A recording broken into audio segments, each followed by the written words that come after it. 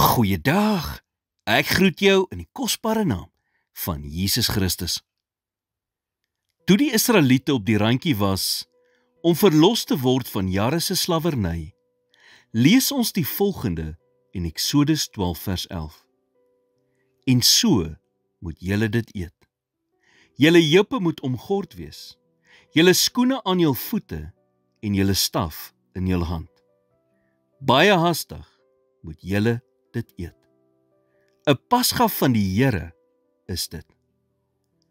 God het vir die Israeliete gesê om haastig te eet, aangetrek vir die reis, skoene aan die voete en staf in die hand. Hoekom?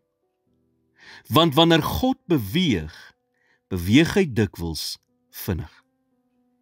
Jy sal nie tyd hê om na jou skoene te soek of eers jou staf te kry nie. Hy wou hê, hulle moes geklee wees vir verlossing, gereed om slawerny op vinnige kennisgewing agter te laat. Dieselfde het gebeur in Handelinge 12, toe Petrus in die tronk was.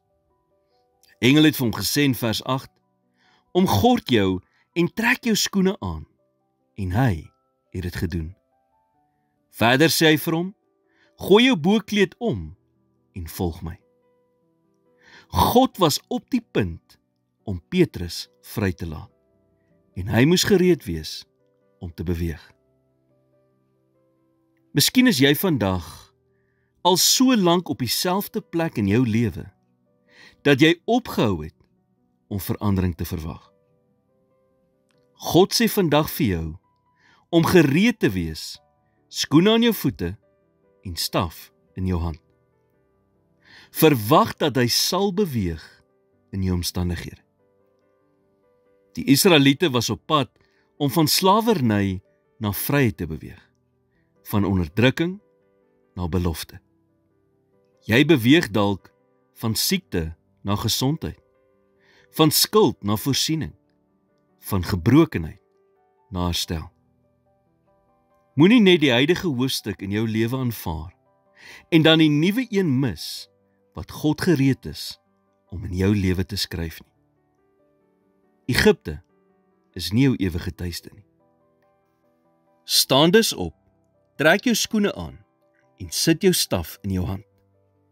Kry jou hart gereed vir God om iets in jou situasie te doen.